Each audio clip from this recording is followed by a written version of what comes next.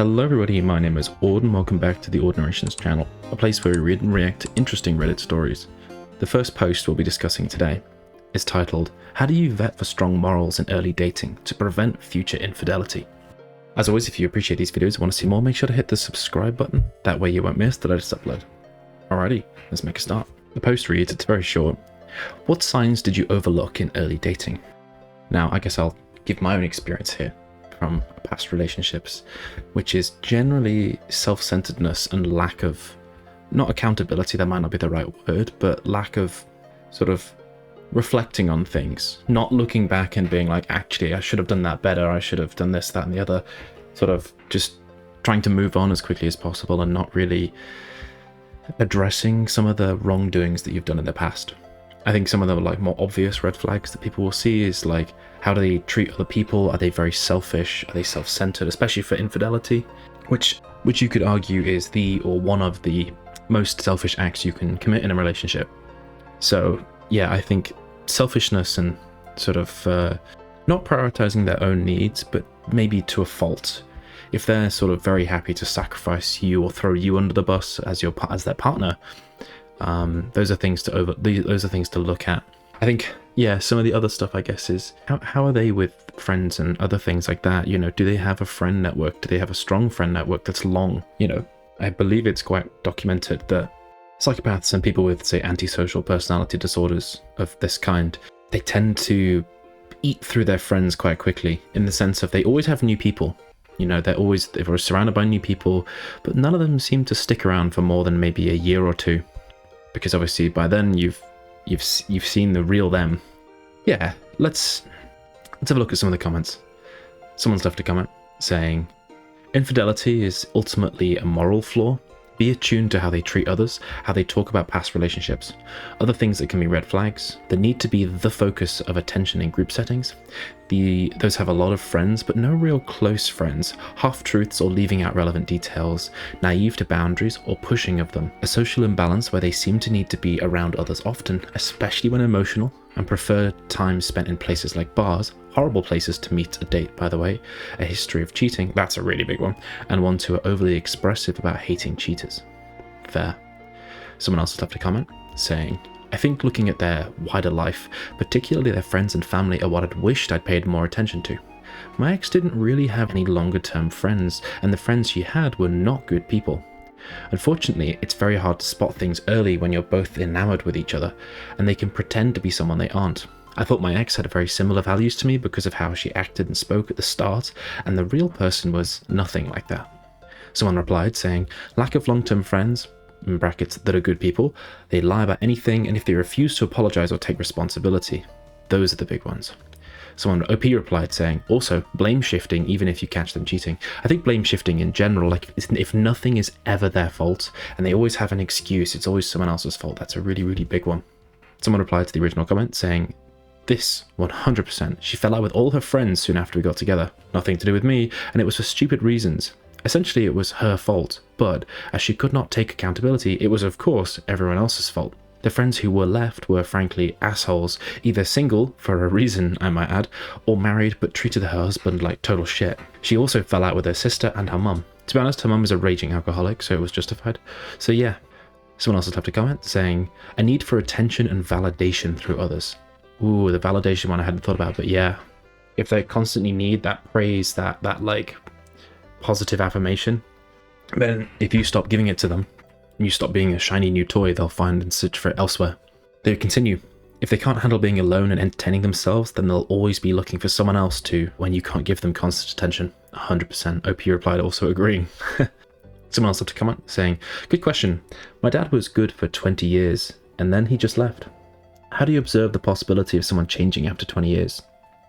To which someone replied saying, literally in the same situation right now. I think 20 years is tricky, because obviously if the relationship's gone well for 20 years, you'd imagine there's been some cracks that have been appearing. You know, I don't think people leave, well, maybe I'm wrong, but in my head, people don't just leave for no reason. They don't just go, right, see ya, I'm bored now. You know, one day. It's kind of will have been building for a while, maybe. Someone else left a comment saying, my ex-cheater was definitely a narcissist, so I avoided anyone that acted anything remotely like him. I think his red flags were constantly needing attention, always wanting to be the life of the party, being super charismatic with everyone he met, especially females. A lot of female friends that acted in love with him because, spoiler alert, he was stringing them along. Hung out with friends that were cheaters, not all but a few. He didn't act like he approved of cheating, just didn't distance himself from them like other guys would.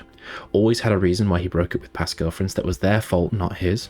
Had nights out with groups of friends that I wasn't allowed to entertain, and when I would try and surprise him with a gift at home or work, he'd freak out because he didn't expect me to be there at that time. But then of course covered it up with his charismatic personality. By the way, I did end up catching him this way.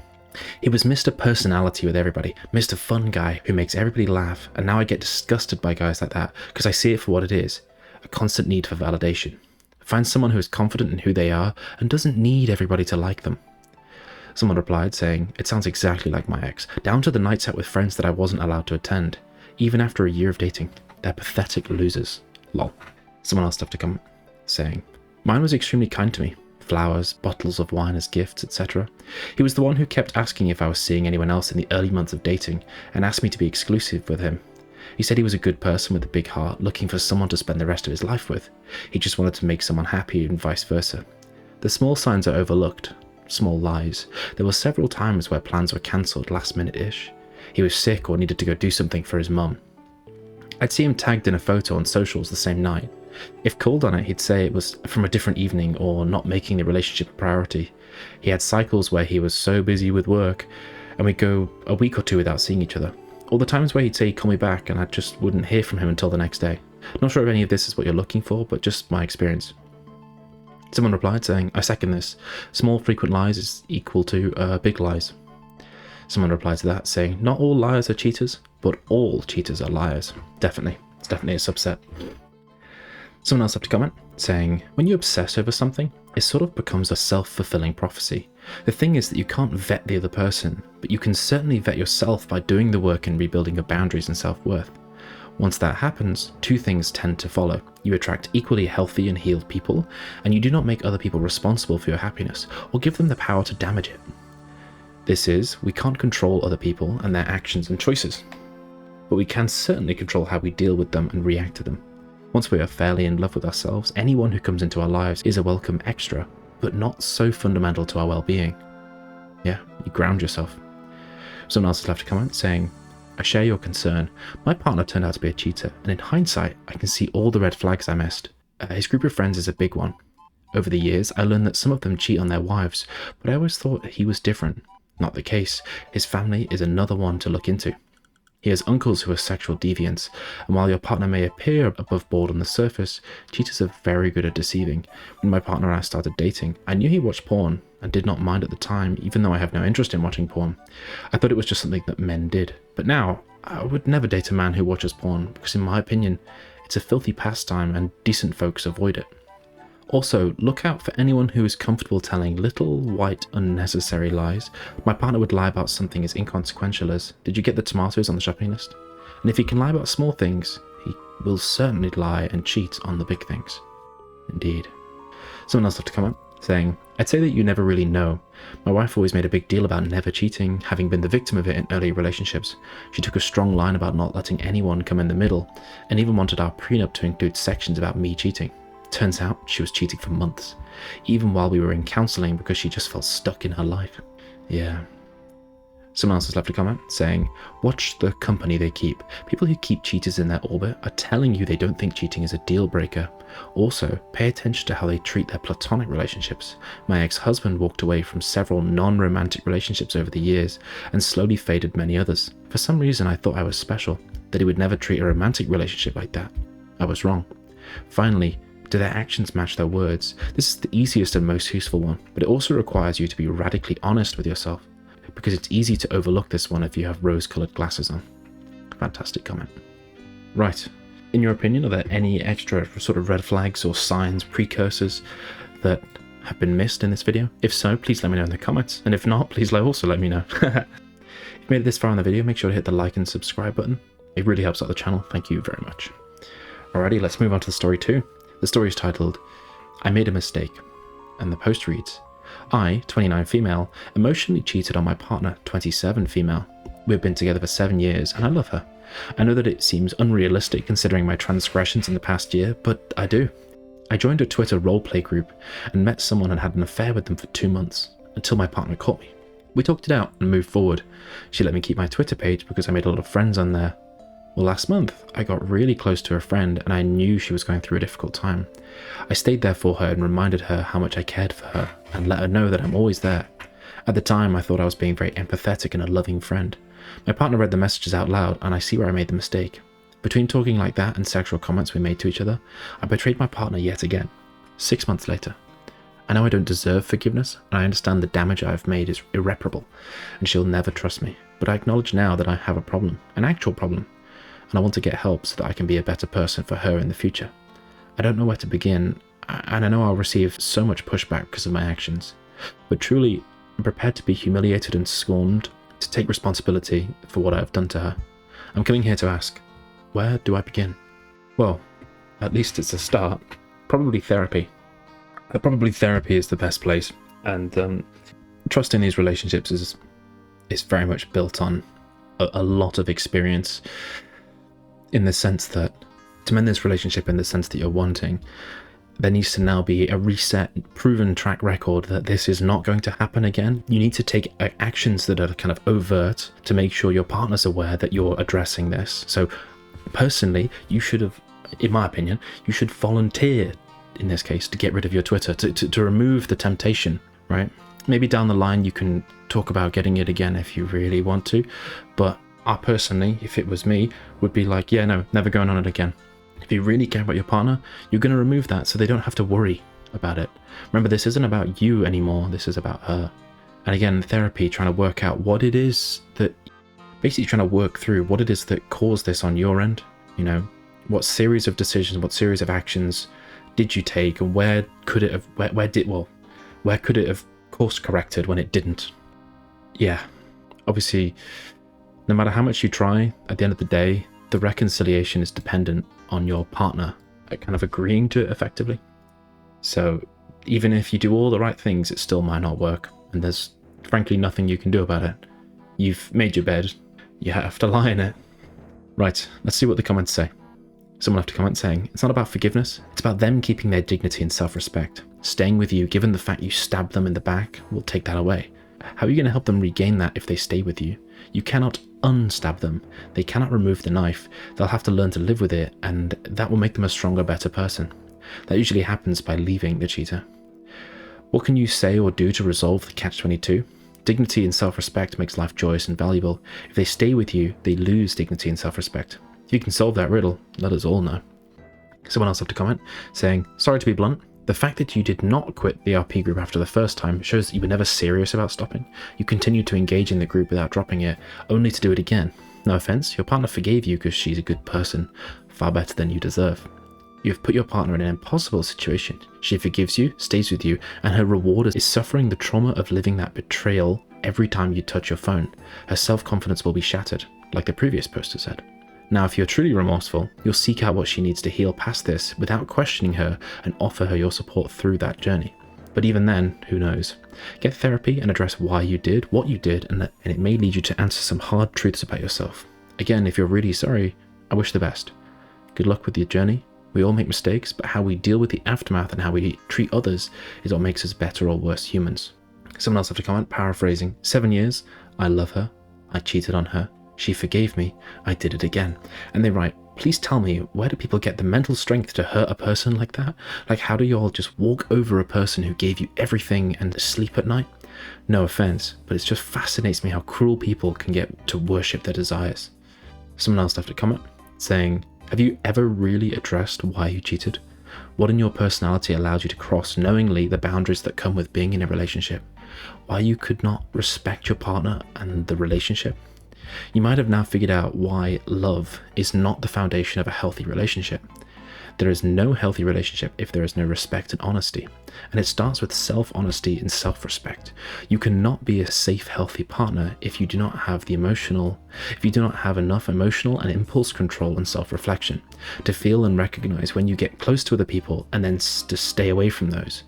Whatever you might feel at some moments and thoughts are going to be through your mind. It is not always only about what you feel and believe to need at a moment or for a while. When you let emotions and feelings take over control and let them make decisions for you, you'll never ever be a safe partner. You'll never be able to respect natural boundaries. You'll always end up acting selfish, self-centered and respectless.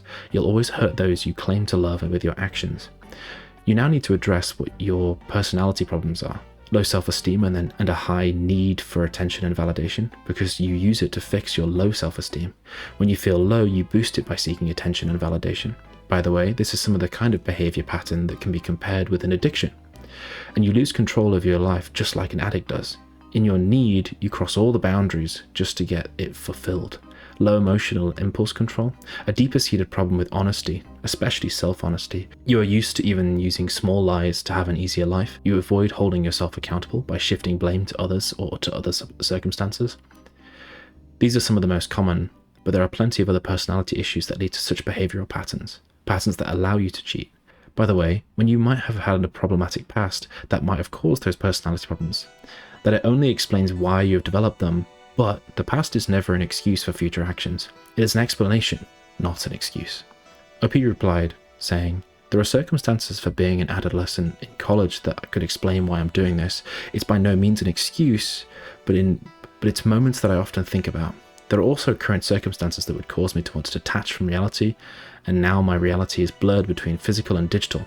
I'm recognizing behavioral patterns, and truthfully, most of me recognizing is because of the people responding to this post. With you mentioning my impulse control problem is akin to an alcoholic. That is something my ex-partner brought to my attention. She said that she thinks I'm genuinely so addicted not only to social media, but to removing myself from the reality I'm dealing with. I understand now that my patterns are abusive and a continuous cycle. Between this sub and my ex sharing my infidelity online, I see by people's reactions how cruel my actions are. I'm seeking out therapy to help identify the root of my problems and how I can move forward from my abusive behavior. Thank you for responding. It was very eye-opening." The commenter replied saying, "To be honest, I think it's not only abusive towards others, but from my point of view, the bigger problem is it is absolutely self-destructive. You're hurting yourself. You're your own biggest victim. I am very convinced that if you're dedicated to be absolutely honest with yourself and determined to change for your very own good, that you, with or without help, will be able to learn to exchange self-harm and other harming behavioral patterns with healthy ones. And with that, you'll become a safe partner. But even more, you'll find a more stable and fulfilling life. What you're doing at the moment is fleeing from your problems and reality. Instead, what you need to do is to live in it and deal in a healthy way with whatever's thrown at you. You do not even need to figure out where it comes from. Way more important is to exchange those unhealthy behavioral patterns with healthy ones. That's why I would look for a therapist that is specialized in behavioral therapy, if you can find one where you live. To be honest, it's a long, hard way to replace the well-established behavioral patterns. It will need a month up to a few years, but it's worth doing the hard work. You'll find yourself in a way better situation. You'll deal with yourself in a much healthier way. To not abuse others anymore is then more of a side effect. I understand you are no sadist who is excited to abuse others. You never had in mind to abuse your partner. What I see in many who are emotional or physical cheat are severe personality problems, and they use an affair to cope in a very toxic way with life problems. And yeah, it is the same behavioral pattern. Why some people become gaming, gambling, drug or alcohol addicts. They flee from reality. So don't be afraid and don't despair. The most important lesson you should learn, and what you can and should do for your very own life, is to see what has happened as a motivation to really work on yourself. You're not born this way, and it doesn't have to be your future. All what is needed is within reach, even if it takes 2 to 3 years. Definitely. Very hard to read that post. Someone else left a comment saying, "Where do you begin? Give her a chance to find someone who will treat her right. You're a lost cause. You should have deleted your Twitter page after the first betrayal." Yeah. So, what do you think OP should do? What would you do in OP's shoes? If you made this far in the video and you haven't liked and subscribed already, I'm sure those buttons are feeling a little bit lonely. Alrighty, we'll probably have to finish there for today. Thank you very much for listening, and I will see you in the next one. Bye-bye.